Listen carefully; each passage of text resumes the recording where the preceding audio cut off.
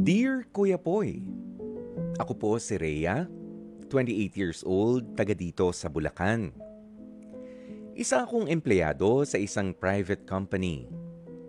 5 taon na kami ng boyfriend kong si Kyle. Simula pa lamang po ng relasyon namin, pangarap ko na talaga na siya na ang makakasama ko habang buhay. Pareho kaming nangako na kapag nakaipon na nga kami, ay magpapakasal na kami nitong si Kyle. Kuya Poy, araw-araw talaga akong seryosong nagtitipid ng pera. Halos nilalakad ko na ang pagpasok sa trabaho, nagbabaon ng pagkain at tinatanggihan ang mga pagyayaya ng paggagala ng mga kaibigan ko. Dahil ang sabi ko sa sarili ko, para kasi ito sa future namin ni Kyle. Kaya nang sabihin niyang may naipon na raw siya, kinilig talaga ako, Kuya Poy. Buong akala ko ito na yun. Proposal na. Kasal na. Happy ending na gaya ng mga napapanood ko sa mga teleserye. Pero Kuya Poy, isang gabi ay dinalaw niya ako at may bit-bit nga siyang maliit na kahon. Kinabahan ako na na-excite na hindi ko alam kung ano talaga ang mararamdaman ko. At ang sabi ko nga sa isip ko noon, ito na yun. Engagement ring na ang laman nito. Pagbukas ko ng kahon, Kuya Poy, laking gulat ko. Cellphone ang laman nito. Latest model. Worth 85,000 pesos. Ang sabi sa akin ni Kyle, Love, deserve ko naman to. Ilang taon na rin akong hindi bumibili ng bagong phone. Tsaka mas magagamit ko ito para sa work.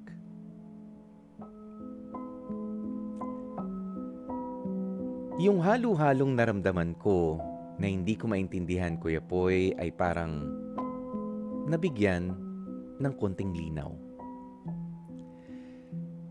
Inis na ang naramdaman ko.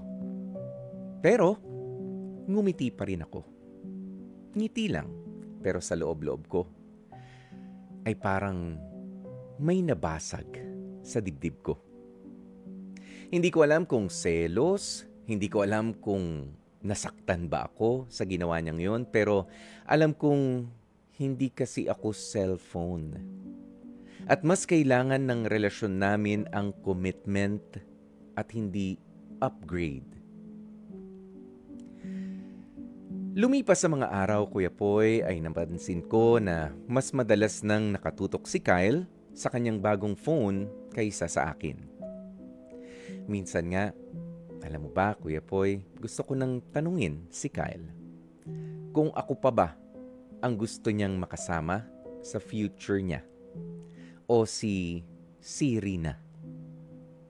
Pero tumatahimik na lang ako kasi mahal ko pa rin naman si Kyle. Ngayon, Kuya Poy, naguguluhan talaga ako. Gusto kong magpakatotoo. Gusto ko nang magpakasal. Pero kung sa tuwing makakaipon siya, ay gadget ang inuuna niya, baka cellphone lang talaga ang handang alagaan at ipundar nitong si Kyle at hindi asawa. Kuya Poy, tama po ba na maghintay pa ako ng ilang panahon? O baka oras na para i-uninstall ko na rin si Kyle sa buhay ko bago tuluyang malobat ang puso ko. Maraming salamat po sa pagkakataong maibahagi ko sa inyo ang kwento ko. Umaasang maging bride-to-be very soon. Rhea.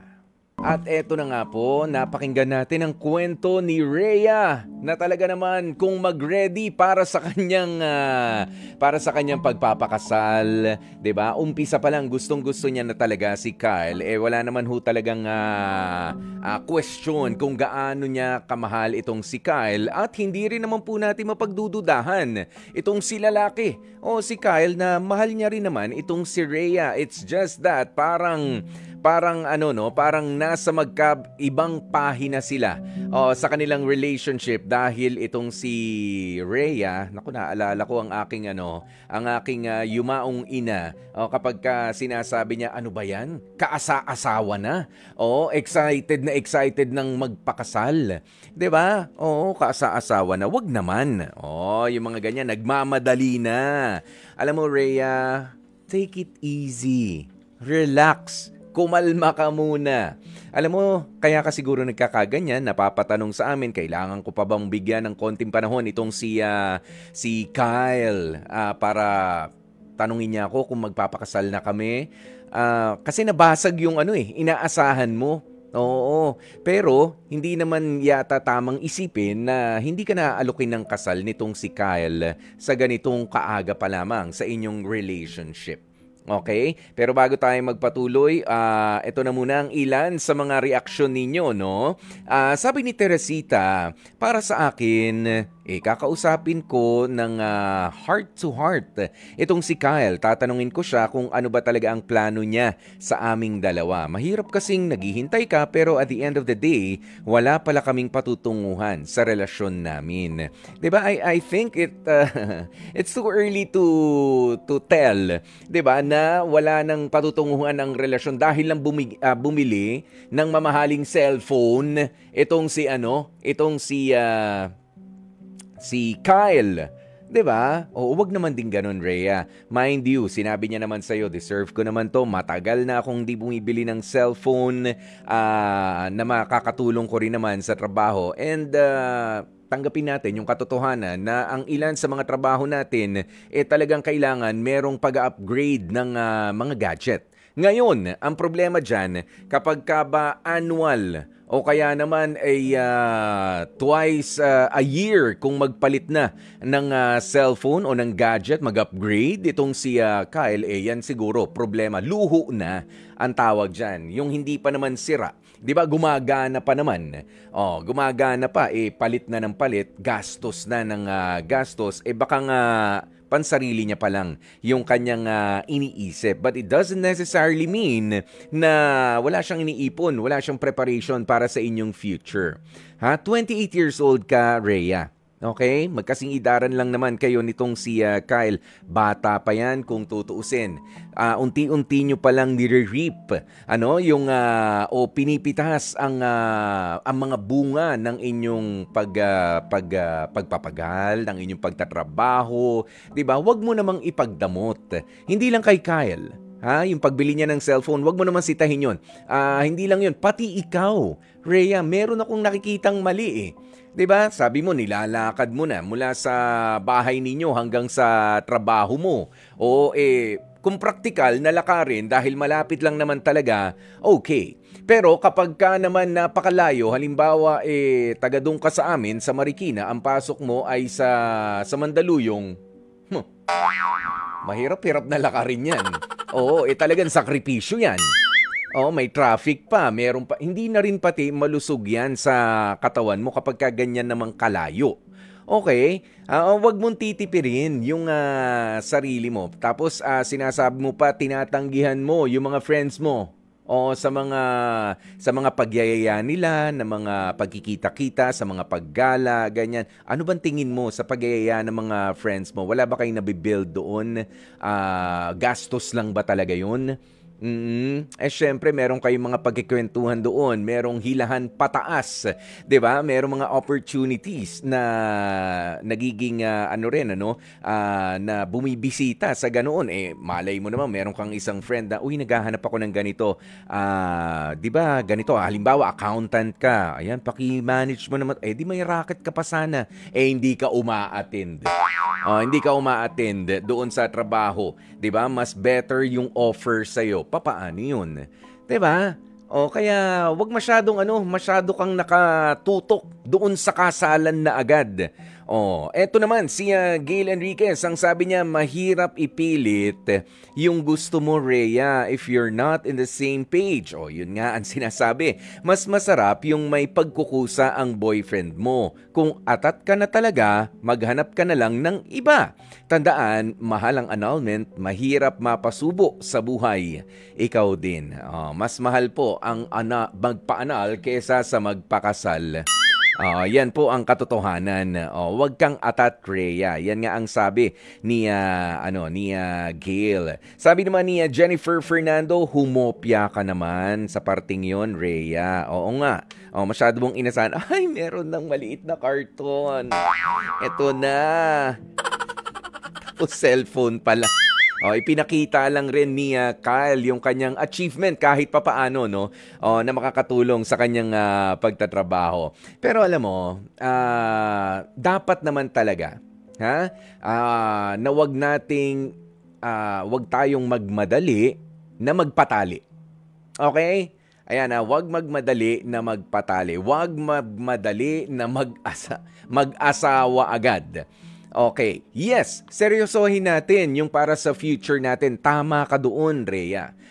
Seryosohin natin ang paghahanda para sa future natin as an individual at sa future din natin sa magiging pamilya natin. Pero, don't miss out on the fun during the process. Wag mong tanggihan yung mga kaibigan mo, yung mga simpleng imbitasyon, tatanggihan mo, ay gastos lang yan, ay mamamasahe pa ako, ay reregaluhan ko pa yan, birthday, wag na, nagtitipid ako.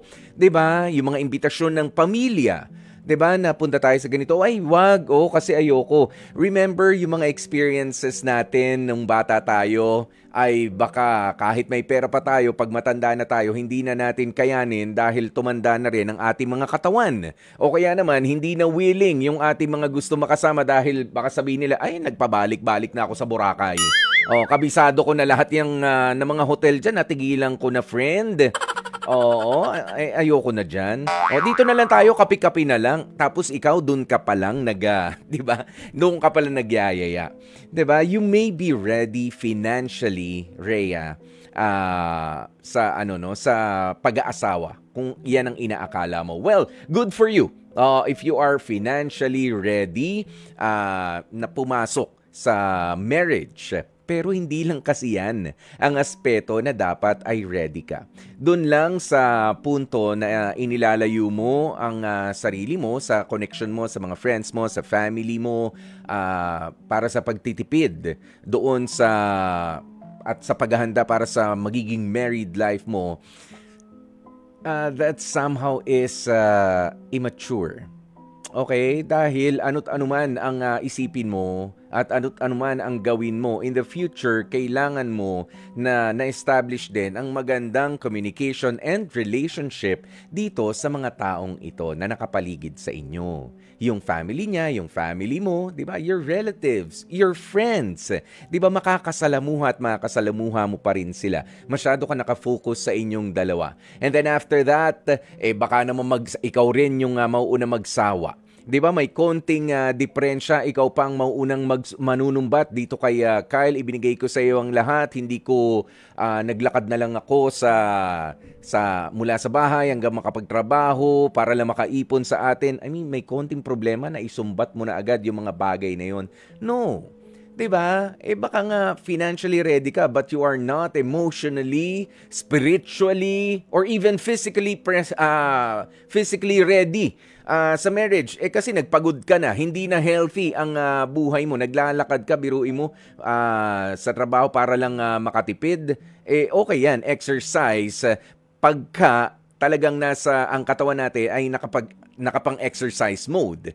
Pero kapag ka alam mo na na-stress ka rin sa trabaho at pinipilit mo maglakad just so makapagtipid, yun lang yung goal mo at inuubo-ubo ka na, nauulanan ka na, nabibilad ka na sa araw, 'di ba?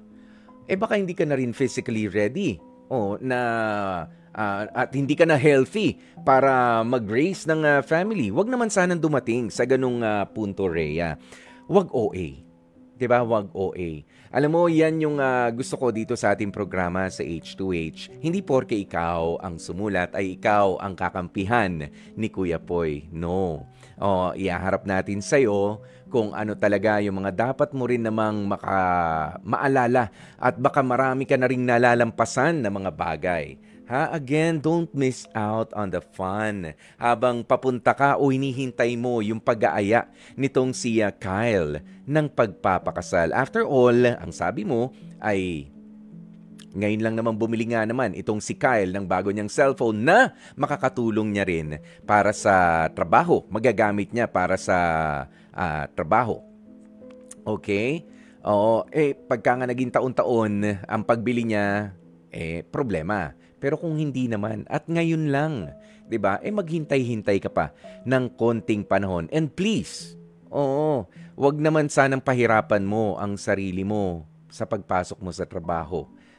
Baka dumating nga ang wedding na hinihintay mo with Kyle o para kay Kyle na lang, pero wala ka dun dahil hindi ka healthy, dahil napagod na yung katawan mo sa sobrang pagsasakripisyo. Maging tama lang yung preparasyon natin. At huwag mo rin tipirin masyado yung sarili mo. Kung kailangan mong bumili ng mga personal na gamit para sa sarili mo, 'di ba? Na alam mo makakatulong naman sa'yo, magagamit mo sa bahay mo, go ahead. Huwag masyadong nagkukuripot at huwag sinusupladahan ang mga tao sa paligid sa pag-iimbita. Wala naman silang ibang ino-offer kundi ang friendship, ang pagsuporta sa iyo.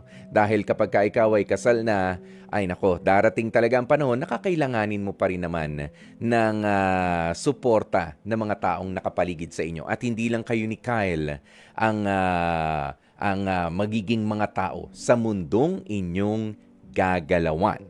Okay, Rhea? Take it easy. Relax. Kalma. Enjoy ng konti habang pinaghahandaan ang ating kinabukasan. Maraming salamat sa pagsulat mo, Rhea, at sana sa mga katulad din ni Rhea dyan. Na sobra-sobra naman ang preparasyon. Alam nyo, magdudulot lamang yan ng frustration. Mag-enjoy ng konti, ngumiti ng konti, i-treat mo yung sarili mo ng konti. Kahit pa nga nag-ready ka para doon sa big day. Ayan, at doon sa mas malaking challenge ng pagbuo ng pamilya. At dyan na nga po natin tatapusin ang ating Dear Kuya Poy. Mga kapatid, dito tayo sa totoo. Dito na tayo sa True FM. Mag-subscribe at mag-follow na sa social media accounts at True Network PH sa FB, Instagram, X na dating Twitter, YouTube, TikTok, and podcasts.